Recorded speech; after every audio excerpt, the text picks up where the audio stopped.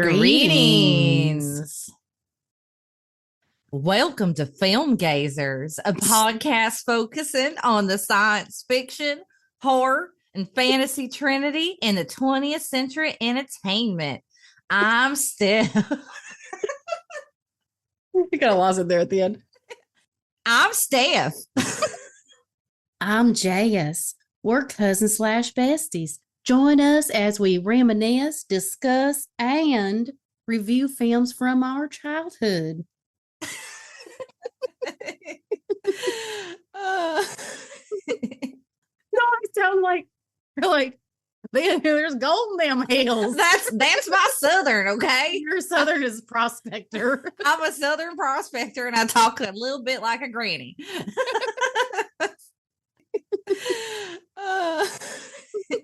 Meowdy. Meowdy.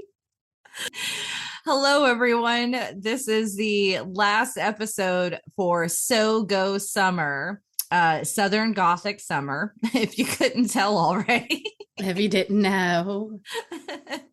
After this, we will be taking our usual summer break. So we just want to go ahead and give everyone a heads up about that. We are going to, of course, try to release a couple of mini-sodes and everything.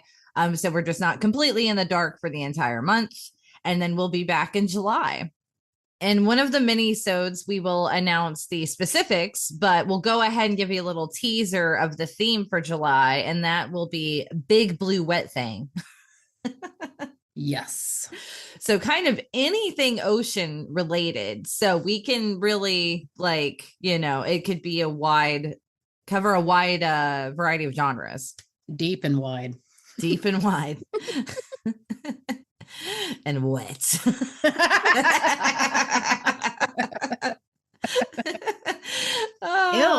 I know. But it was there and I had to take it. It was funny.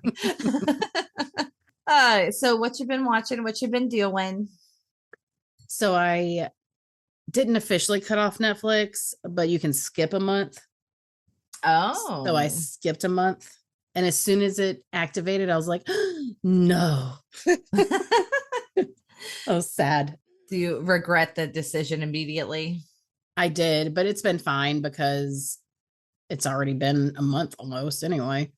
Yeah, we cut ours and I didn't really miss it, to be honest. I mean, I feel like I did just for like background stuff, but I found a show on Tubi that I just finished last night, and it was called Meet, Marry, Murder. Ooh. And then I found another good one last night. I'm like, I really enjoyed this style of crime documentary. What kind is it? It's where they interview the real people. Mm-hmm. And they have the reenactments, just like the standard, but it's very, I don't know what year this one came out, but it reminds me of like the ones from our childhood.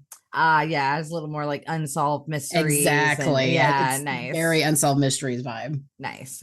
And I was like, oh, I love this. It totally brings me back. I was like, I feel like I should be reading a magazine while I'm watching this.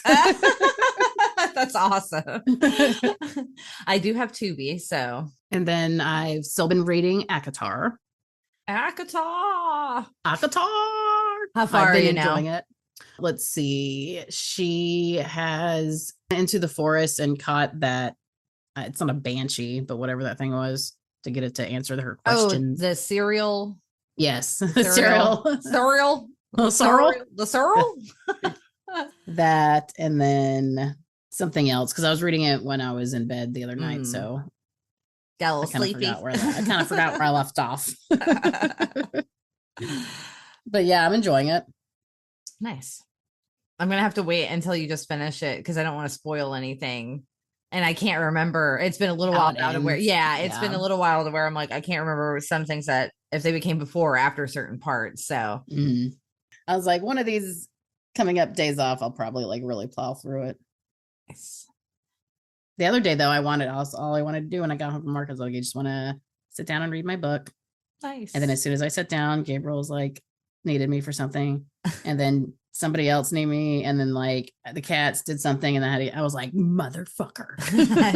Just want to fucking read. Just want to sit down and read my goddamn book. But whatever. You know how it goes. Yeah, we're going into our busy season at my day job. So I've just been kind of like in work mode, and then I come home and I just do the few things I need to do. I've watched a few things. I'm still binging Law and Order for the most part. Like it's Hmm. so easy to turn on and just kind of veg out after I've been just like mentally exhausted at the end of my day. But Yeah. we did give 28 years later a watch, which was the third Oh yeah, yeah. The newest 28 days one. later. No, that newest one was like Bone Temple or something like Oh. that.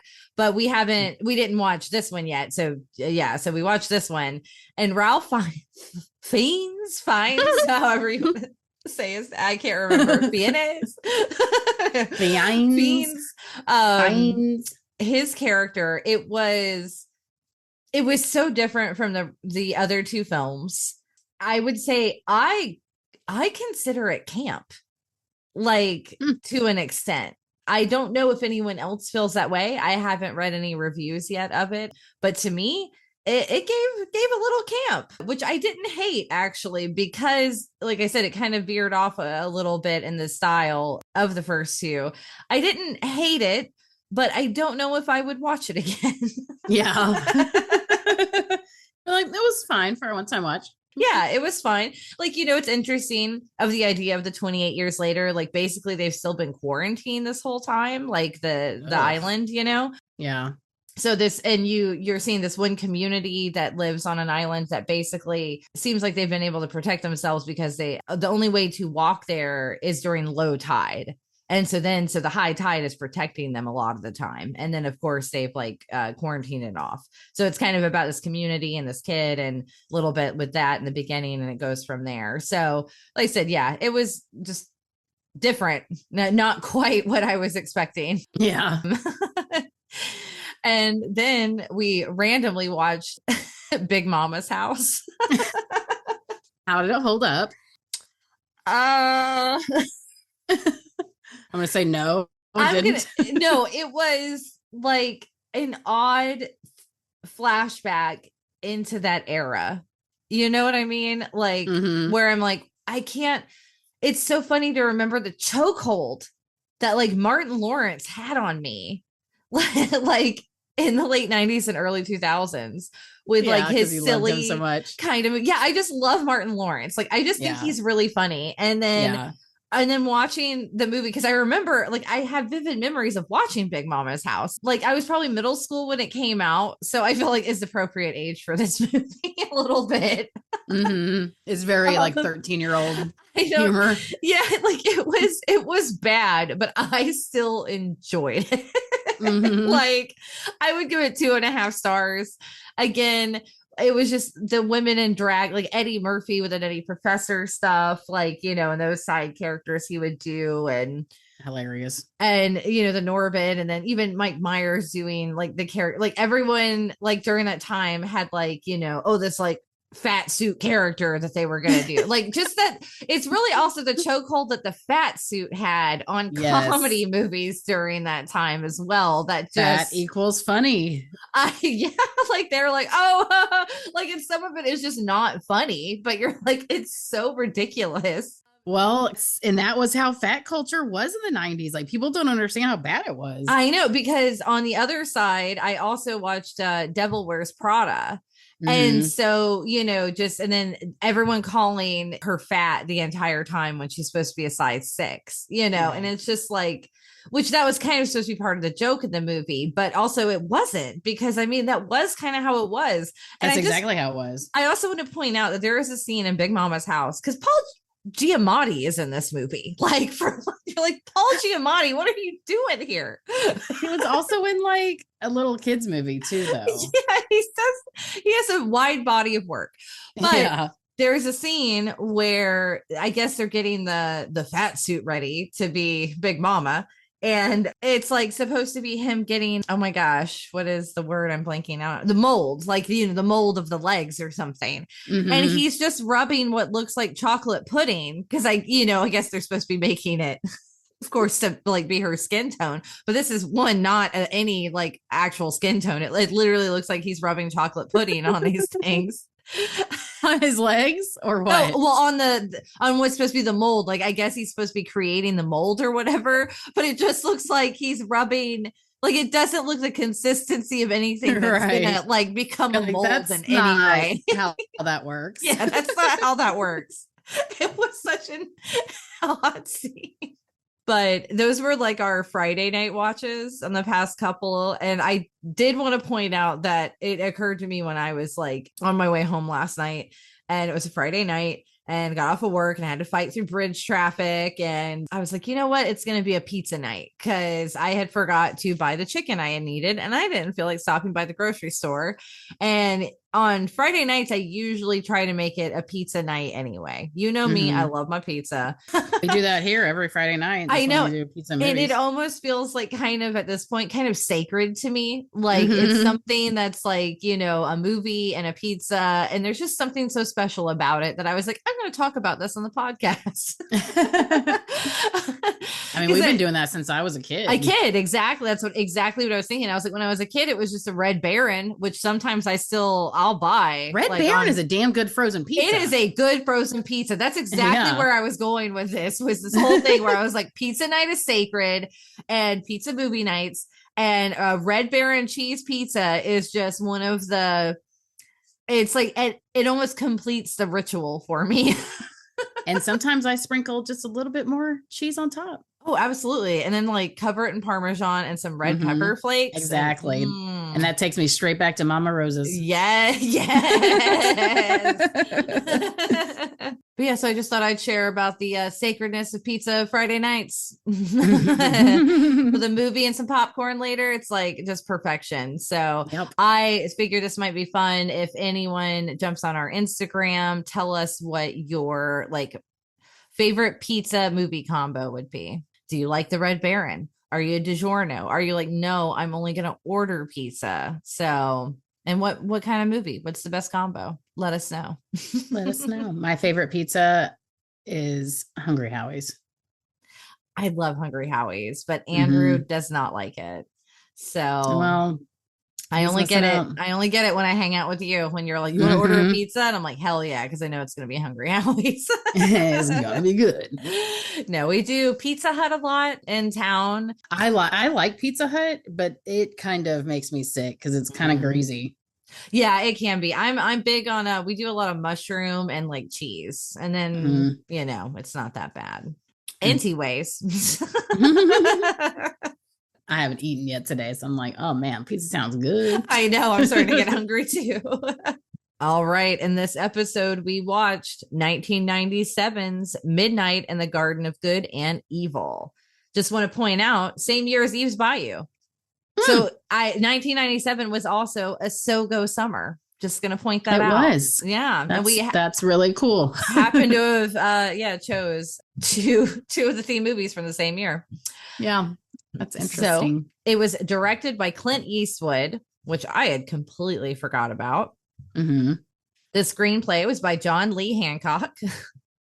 It was based on the book Midnight in the Garden of Good and Evil by John Barrett. It was produced by Clint Eastwood, was starring Kevin Spacey and John Cusack, along with a big cast of characters. Cinematography was by Jack and Green. It was edited by Joel Cox. Music was by Lenny Niehaus, and the release date was November 21st, 1997. So maybe not quite so summer. The running time was 155 minutes. It was a long ass movie. Yes, it was. I was not aware of that. I apologize. And the budget was 30 million. The box office was 25. But also, I assumed this movie would have made a lot more money. Yeah, damn, it didn't even break even. No. I thought it was really popular when it came out. I thought so too. But I didn't go hard into a lot of the reviews for this one. When I was doing my research, I kind of have skewed more towards, I was wanting to know what was more based with the book and the real life case that it was all based on. So we'll deep dive into that a little bit. And as everyone's aware, we've mentioned Jess and I did go to Savannah, Georgia on a little girls trip that we took together a few years back. And that was the last time I watched this movie. We'll get into that later, but it is a very enchanting city. So I do feel like the movie captured some of it, but not all of it. In real life, the author, John Barrett, he did not meet Jim Williams until after the second of the 4 trials that Jim Williams actually had. So the movie did condense all 4 trials into one, but it actually took like a span of a decade almost. That all of this happened. So he did, though, repeatedly visit him at Mercer House, and he did move to Savannah and lived there for a total of 5 years. He also was an openly gay author. So he like really immersed himself into the LGBTQ plus social circles of the area. And so he was obviously heavily influenced by the events and all the people for his little true crime novel. The narrative of it heavily focuses on these communities. And that's where I feel like Clint Eastwood, he straightened it up too much. I think Clint Eastwood actually did a disservice to the story. Yeah, I want to read the book now. Yeah, because that is, I realize I don't think I've read the book. When I was younger, I liked this movie. Okay. But now, watching it, I was like, it's not gay enough. I need it more gay because Clint Eastwood, he was not forced to make this John Cusack's character straight because John Cusack's character, Kelso, is supposed to be John Barrett. Because that's what I was thinking at first was like, oh, was there pushback, because it was 1997, but apparently not. I mean, that was just a choice that he chose to make with John Lee Hancock. You know why? It's probably so he could be with his daughter. Because that's where I'm going with this. Yeah, because for the most part, though, in the book, he's more of an anonymous gay narrator, a little more, I think they said like omnipresent a little bit, like kind of maybe fly on the wall, I think is how I've seen some of it described for the book. So instead, though, they thought that, making it a straight journalist will make it more relatable and add a romantic lead alongside Allison Eastwood's character. And then a lot of the stuff said like, she had to audition for this part and blah blah blah, but I'm like, well, if that's the case, then I highly doubt he would have made that character straight. You know what I mean? Like it felt like he wanted his daughter in the movie the whole time, right? And she was all right. We'll get into that later. Like acting, meh. Yeah. So the character played by Jude Law is named Billy Hansen, but the actual victim of this crime was named Danny Lewis Hansford. The book and the movie did change a lot of facts because a lot of people say the book is nonfiction, a nonfiction novel, because obviously it is loosely based on these things. But it still seems like he took some, like liberties. So the shooting did not take place on the night of the Christmas party. It was in May when it happened. James Arthur Williams was tried the 4 different times over a period of 10 years. He was convicted in the first 2 trials and sentenced to life, but the convictions were overturned on the appeals. So the 3rd trial ended in a mistrial. The jury was deadlocked 11-1, and the one person just would not budge. And so then there was a 4th trial, and that took place in Augusta rather than Savannah, because I believe at that time, probably this has been going on for a decade. Like he's known, this case is known. People probably have their opinions on it. Right. So they had to take it out of Savannah. And then he was finally acquitted after just 1 hour of deliberation there. So Sonny Seiler is the lawyer, was the real life lawyer, and he represented Williams only in the later trials. He didn't represent him in his first. He also played the judge in the movie. The real life lawyer did. Oh, yeah. He was pretty good. Yeah. He was a good actor. Isn't being a lawyer just acting anyway? Basically. I mean, you have to be good at public speech and swaying people, So that all happened, though. It all finally the acquittal and everything was in 1989. And in 1990, John Williams died of a heart attack at Mercer House. Some people are in the same spot where he killed his ex-lover, but a lot of people say it was more of just in the hallway right around it. So, it's not certain.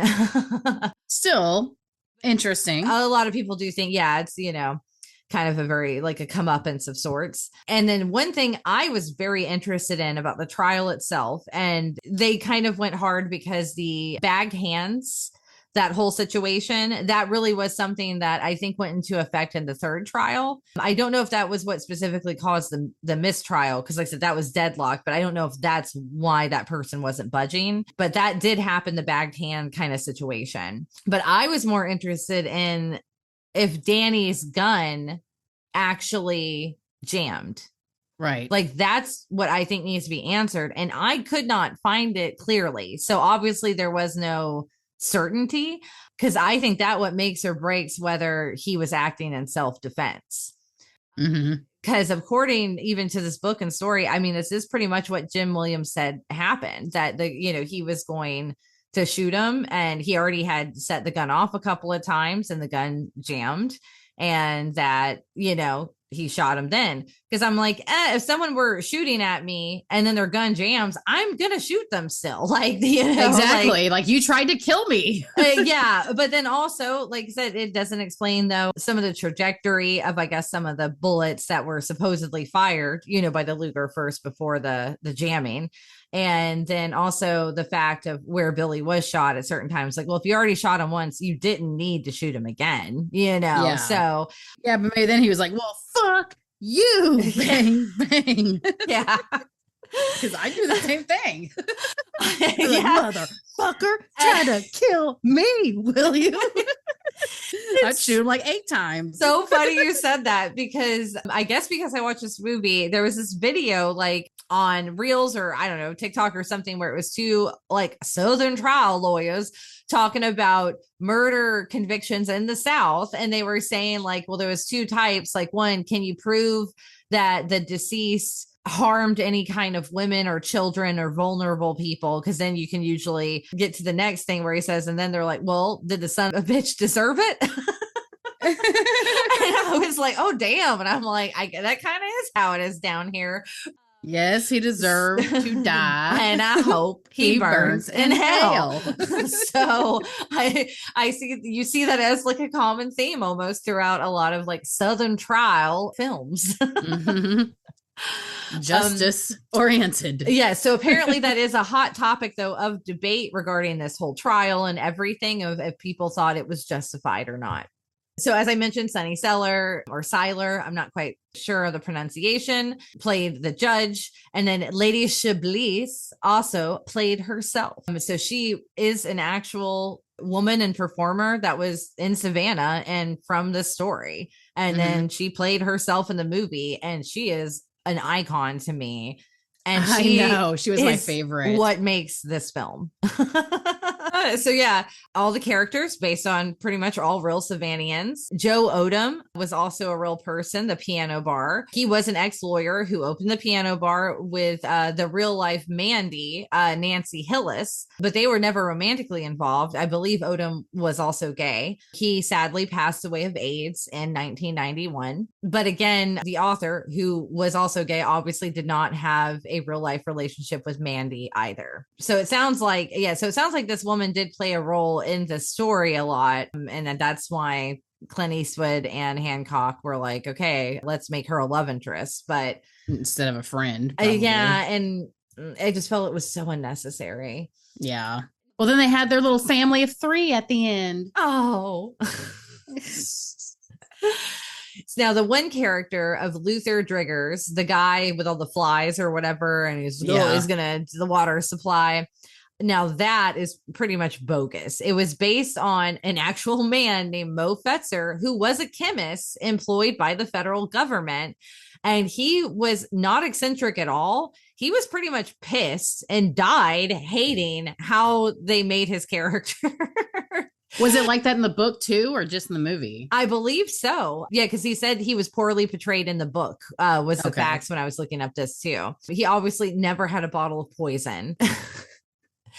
I think it was just one time he made a joke just saying, because he was a chemist, he could do something like that or something like, an offhand joke one time. And the fly on the string was something that he had done at a party. Like, so it was like some funny party thing that he did one time. He never did it again. And they're like, we're going to make his whole character this. Yeah, you are the fly guy from now on. Yeah. And he hated it. So, a little about the house. The Mercer house was originally built for Hugh Weedon Mercer. Hugh Mercer was the great grandfather of Johnny Mercer, who co wrote most of the songs in the movie soundtrack.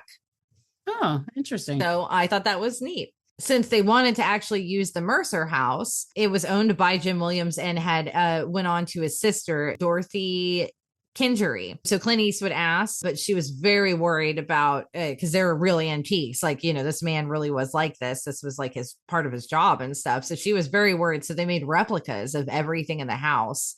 So that way she would have peace of mind that all of the priceless antiques were not going to be ruined in any kind of production. That's smart. Yes. And all of the party extras that are in all the scenes, like with the house and everything, they are all locals who personally know her and they knew Jim Williams. So that's where also she knew they would respect and they knew the layout of the house. Like, you know, so it was, they're familiar. They do know it. You know, it is like they're supposed to be there. So I thought that was cool because it did add this extra vibe, you know, to the film. So yeah, those were the fun facts that I found interesting this time around. And with that, Jess is going to take it away with the "Ya Googled Summary."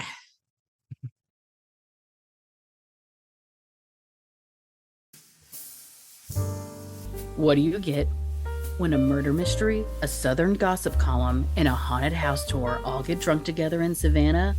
Midnight in the Garden of Good and Evil. A journalist visits Savannah for Town and Country magazine to interview fancy socialite Jim Williams. What was supposed to be an easy breezy weekend turns into a very drawn out SOGO fever dream involving murder, scandal, ghosts, drag queens, voodoo, and an entire city of people who are totally incapable of acting normal. Come for the murder, stay for Lady Chablis. As Mama would say, 2 tears in a bucket, motherfuck it.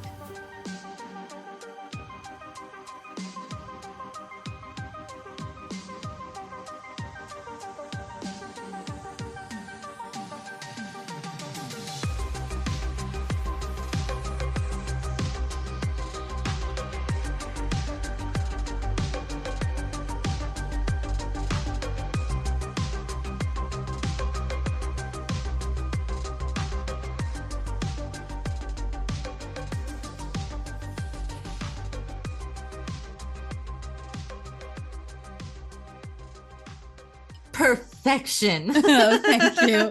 It was so hard to keep the accent going. I know. Lady Chablis would be so proud. Come for the murder. I love it. It's exactly right. You got it. So, what were your memories of this film? Nothing that was accurate. I remember a beautiful house with this extravagant party that was like maybe a masquerade party. I remember there being a beautiful garden that they were all partying in at night with like twinkle lights.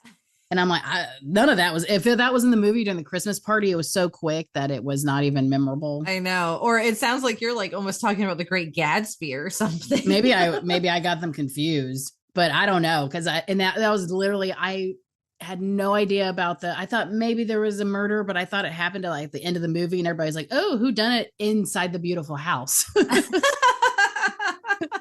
Had no idea that half of it took place in the courtroom. Oh my God, that's hilarious. So how long had it been? I don't think I've seen it since I was a child. Oh, wow. Okay. And I remember enjoying it as a kid. And I remember like the creepy statue. I remember that being creepy and I thought it came to life or something. It's one of those things where you were a kid and you just like the aesthetic and you made your own narrative. Apparently. And I don't remember the voodoo priestess. Is that what she was? Yeah, like a voodoo practitioner. Yeah. It's very shoehorned in. What's funny is she totally reminded me of, have you seen The Princess and the Frog? The Disney movie? Oh, yes. Yeah. Madame Odie. Oh yeah, her character does kind of look like that, isn't it? Exactly. She is drawn She was like that. also toothless. Yes. Yeah. And Uh-huh. had that accent because she was on the bayou Yeah. So is that like, I guess, a and wore the stereotype? sunglasses. It was either that or they straight up took that Oh, just character from this wanted, movie. yeah, we're just like, maybe it's a nod to the movie. I don't know. I guess a lot of artists Maybe. will do that sometimes. Yeah. Interesting. That's funny because what I remembered about this film, one, I watched it right around when we went to Savannah. Um, Right. so I obviously this time around I remembered it's about the trial and everything. I remember because I watched it more recent. I think I actually gave it two popcorns, but this time around I did give it two and a half. But both it's just because it's very long winded. Mm-hmm. The character of Mandy kind of just like I said, having that bit in there, I don't know, it just kind of pissed me off. And like I said, and wasn't gay enough. But when I was younger, what I remembered, I felt like there was more voodoo involved. And because that's Mm. what I did kind of remember, because that's what I thought was cool, I guess. And it was so much smaller, yeah, scenes like that are in it. And I was like, oh, okay. So yeah, going in this time around though, I obviously knew what to expect. And yeah, we'll just get into it, I think, with that. I will say though, it does capture now that we've gone, I've watched it post Savannah trip.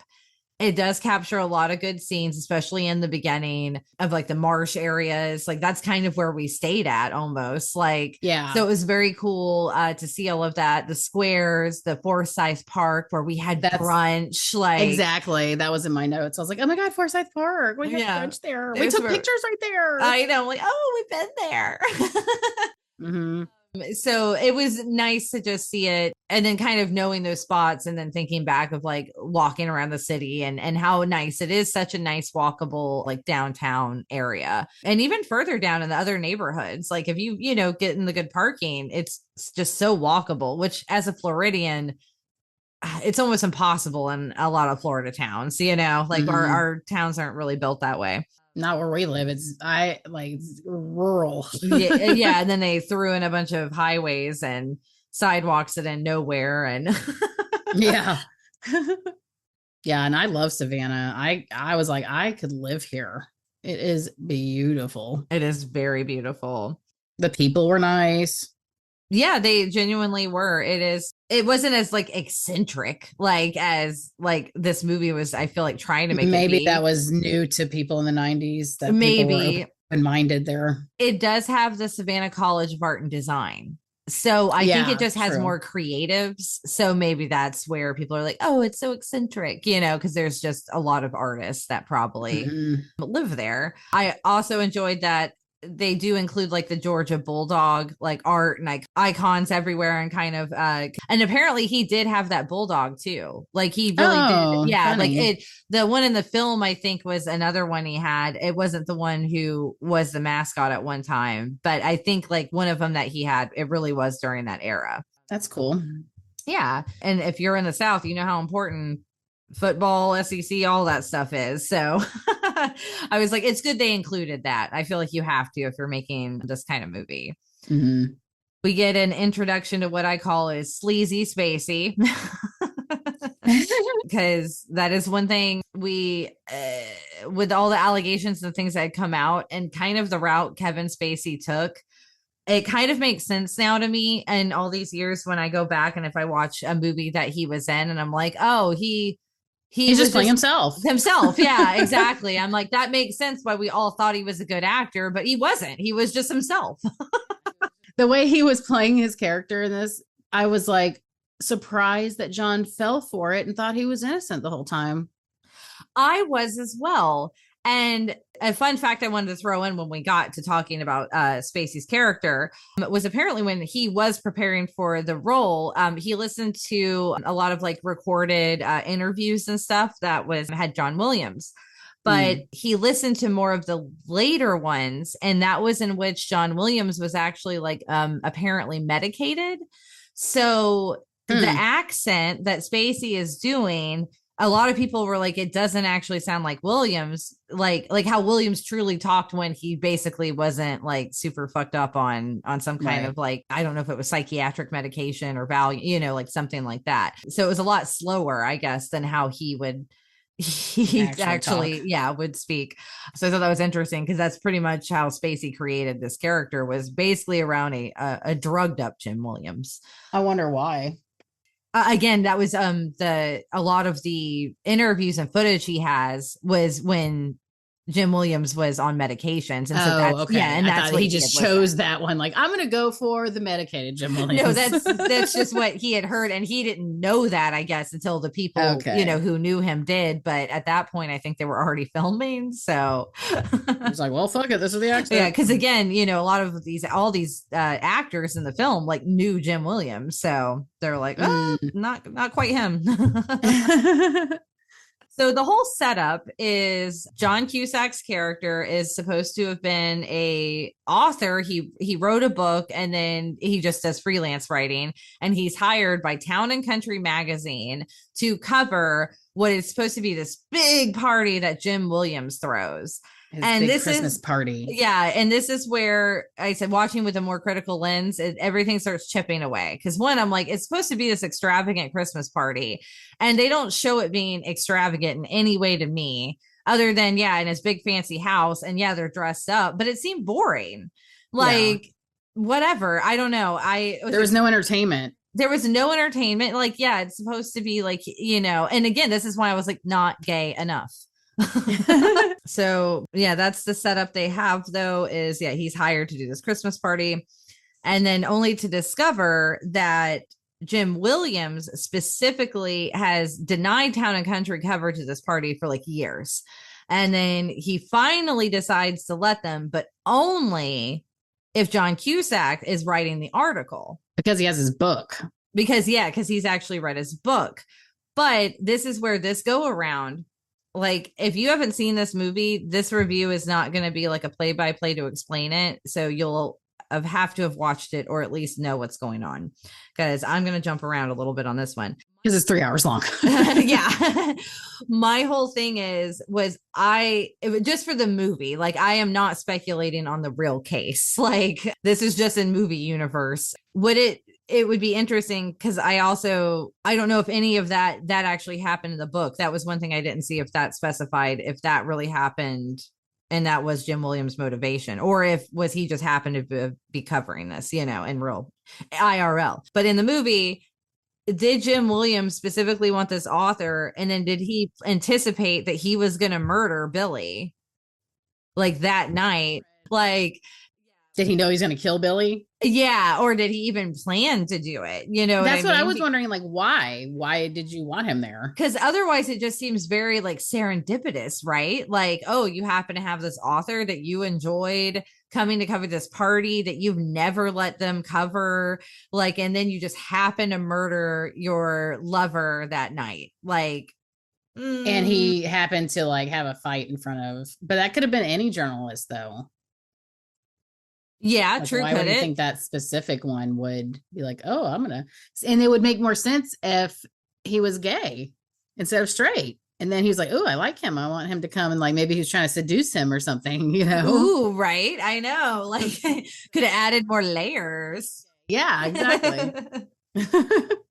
So he covers the party. They have an introduction. He leaves. But this is the thing, because doesn't he tell him, when does he tell him he knows that he had read his book? It was towards the beginning, because in my notes, okay, it was after the first time Jude Law came in there and yelled at him.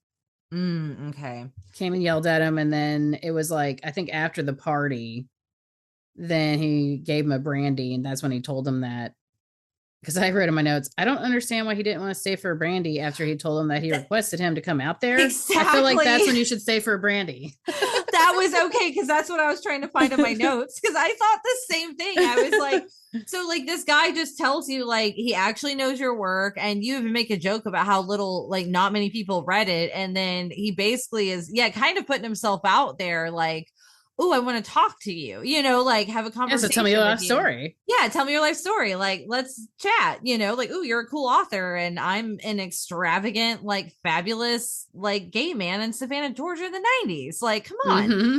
And he doesn't do it. He's like, oh, later, bye, cool. Like, yeah.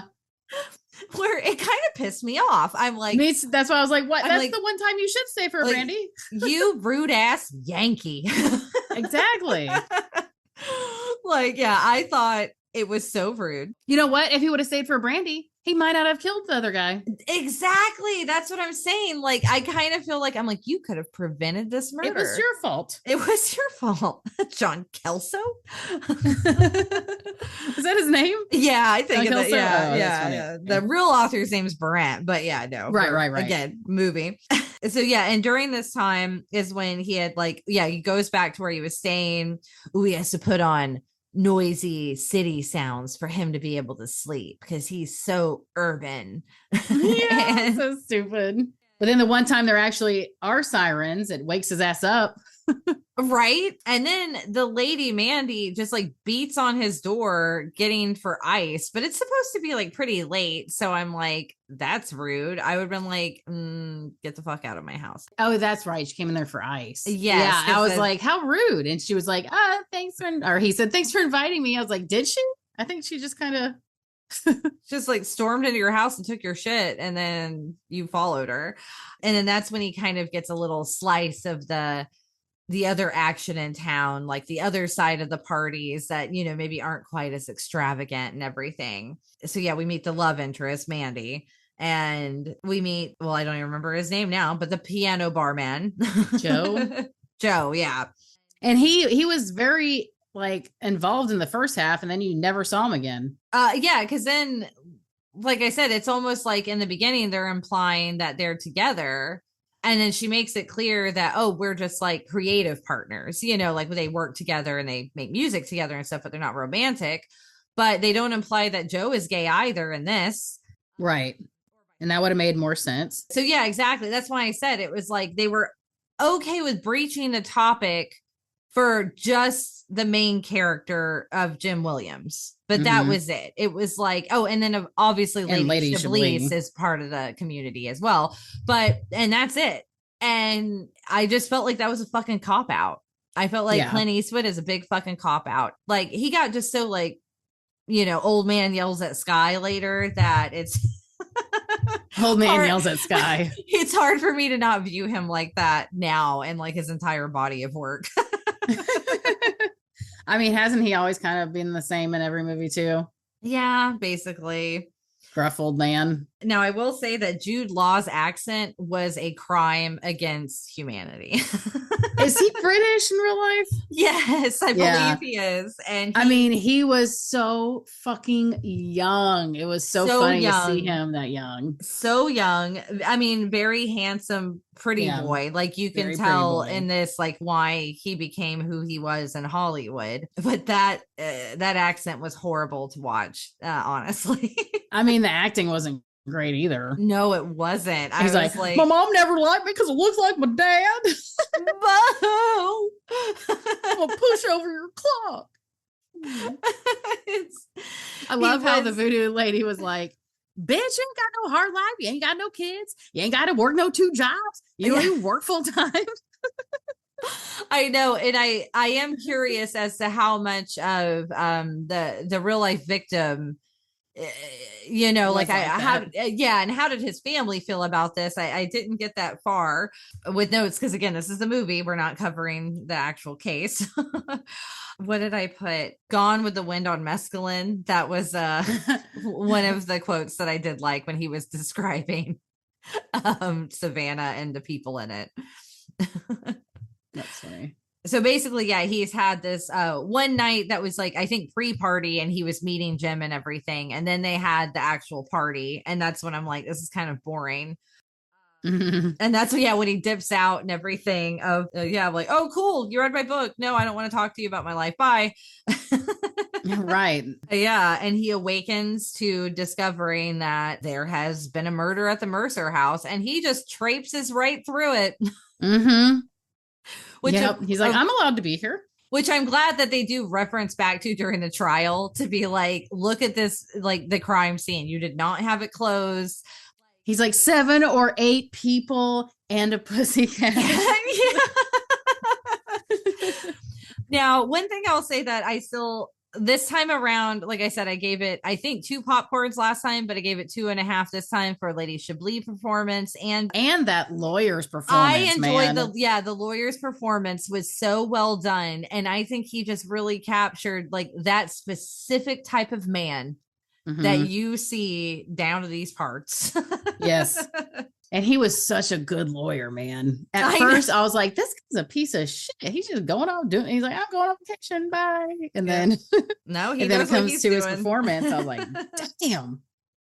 Yeah, I think they really like those 2 actors made this film for Mm-hmm. me. Without them, John Cusack's character, and I love, you know me, I am a John Cusack girly. Like I had such a crush on him when I was younger.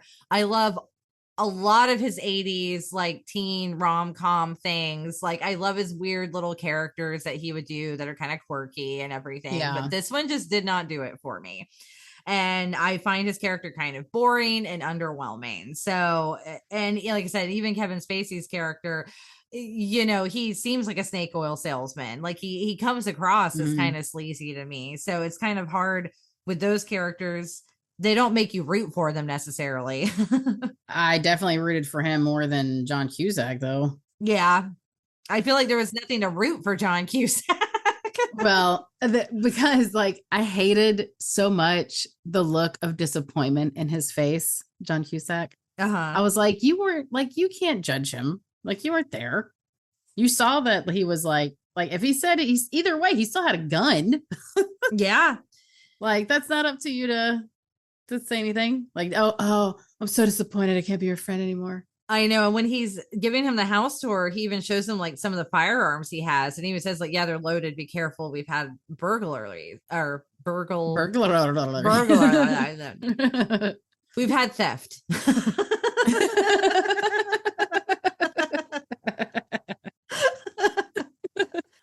So again, though, like I said, in movie universe, was that him also like kind of setting it up for him, being like, oh, look, I've even shown you the murder weapon before I murdered someone. Like, I don't know. Like, it was either foreshadowing or he was like setting the scene to kill somebody and be innocent.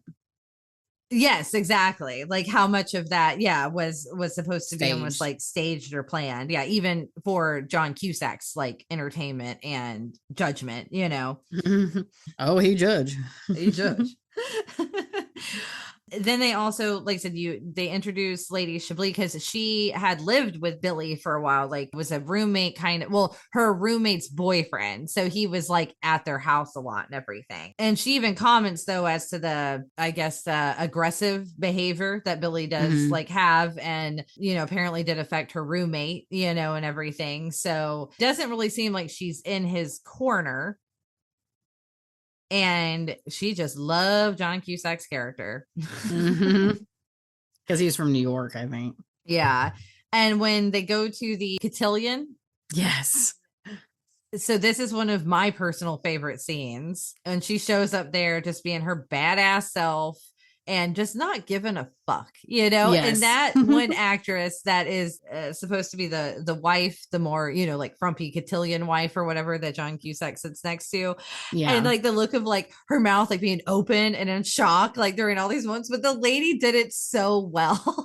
She was so good at looking like she visibly made her face look like she was pearl clutching, you know, like exactly. like I loved that the son was like, I know. Like I think everyone in that scene did so well. That was one of my favorite scenes of the movie, was that whole scene. It was very good, very well done. Everyone involved, like mad props. What I did not like was the first time that he met her or he took her home, Lady Chablis. And then she was like, the F's for Frank, honey. And then he went straight and told the lawyer that. And I was like, fuck you. Maybe that was just between you and they, like off the record kind of thing. Oh, I agree. Like ran and told the lawyer real quick. I think that like, and that's what I kind of didn't like either, is that I feel like John Cusack's character was like, he was like almost fake respectful at times. Yeah. Like, and to where It I'm still like, felt like a joke sometimes. yeah, like he was almost treating it like a joke, like instead of like, now granted, she is such a character with her, like, hitting on him and things like that, to where I guess you could be like, oh, he's like thinks it's cute, and funny. But I don't know, sometimes it almost felt like insincere again, like, but his whole character just feels very judgy, of this entire Yeah, town. right. And then he lives there. I know. And then I'm like, who are you to judge? Like, I don't know. I get it, but also I'm like, she's living her life and you're still judging her too, though, Mr. like New York. Oh, this is supposed to be normal, for you and not out of the ordinary, but you still seem to be acting like it is. Right. Like, like, why do you care if she showed up? And because she said she was even someone else's date. Like, she didn't throw him under the bus or anything when she showed She up. said she was somebody's cousin. Yeah, exactly. And like, all she wanted to do was be his date. Like, if he didn't actually like feel a type of way, he would have brought her. Because he knew she was going to cause a scene. Yeah, but you're a writer. Is that not entertaining? Like, exactly. And like, yeah, they paid a lot of money, but she's not like showing up naked. Like, she's not. No, she was the best dressed person in there. Right. She's not ruining anything. She was elevating. She was eleganza. Extravaganza. Opulence. Yeah. And then, as we mentioned, the trial scenes. Again, it's a hard watch sometimes when you watch things like this that are obviously so homophobic, like, during a time, that was very homophobic. And I can only imagine now, knowing that this actually took place in the 80s. Oh, and God, again, they were going worse. into the like AIDS crisis, and everything. Yeah, like against the gay communities. So I can imagine how bad it was. So that's what I have to say is like Lady Chablis is that's so brave to just come out and be like, I'm a trans woman in the 80s. And she was, like you said, I assume she probably did. It was a need to know basis, maybe. In real life, I would assume to an extent, because like you said, to the lawyer didn't know, that she was trans. That's what it seemed like. Nobody knew until this trial. Yeah, that's what I'm wondering. So yeah, just a different time period for sure. And then even when they're picking the jury and some of those scenes, and then they were talking about like the sex, sexual nature of some of the relationships, and like it's showing like the crowd and the jury like, ugh, like visibly like yucking disgusted. And like disgusted. And it was like just comical, because we were like, you're grown ass people. Like, I know. This isn't this. Like, oh my God, in the butt. Like, well, you already have a stick in yours, so. So yeah, and like I said, some of that though, I just wonder. I'm like, how much was Clint Eastwood? Again, I don't know. I just want to know how much was he a part of that? Like, making sure it's especially yucky. Yeah, like to where I'm like, did not you want yucky it enough? Did you want it to be so yucky? Did you want to bring it to that comical level to show how kind of ridiculous they are, or what? I mean, I could see that because it is the South. Yeah, and it's supposed to express to you how different like the author is supposed to be and his views, on that. But again, if they would have made him gay, it would have made it even more understanding of why he definitely doesn't see things that way, of like the Southern crowd. Instead, he's supposed to be like, I'm a woke white guy from New York. Right. You're like, thank you. So during the scenes, of course, Jim is on bail, I think at a certain point, and he goes to the voodoo practitioner, Minerva. And so this is the one thing that I'm trying to remember. And even watching this time around, I couldn't seem to figure it out. Because my question was, why did Jim go to her? Was he just trying to get like, have something to where it would go in his favor? But they still went to Billy's grave, didn't they? Because he had a hold on him.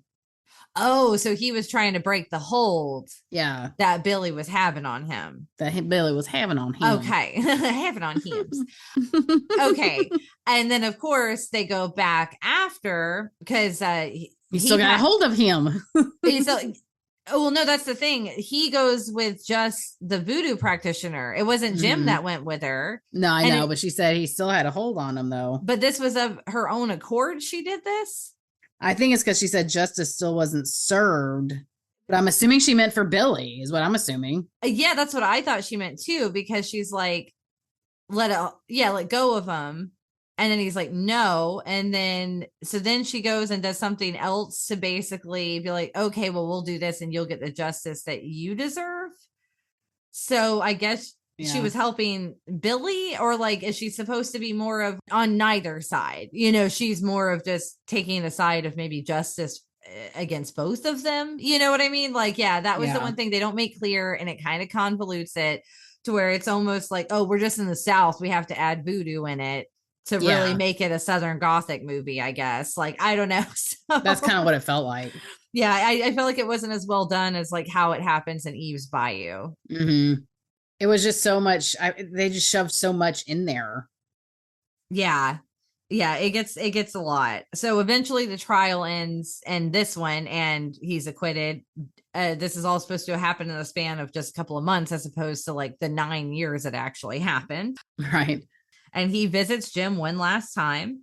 And this is one quote I had that Jim does is, truth like art is in the eye of the beholder. You believe what you choose and I'll believe what I know. So I thought that was a pretty good little quote.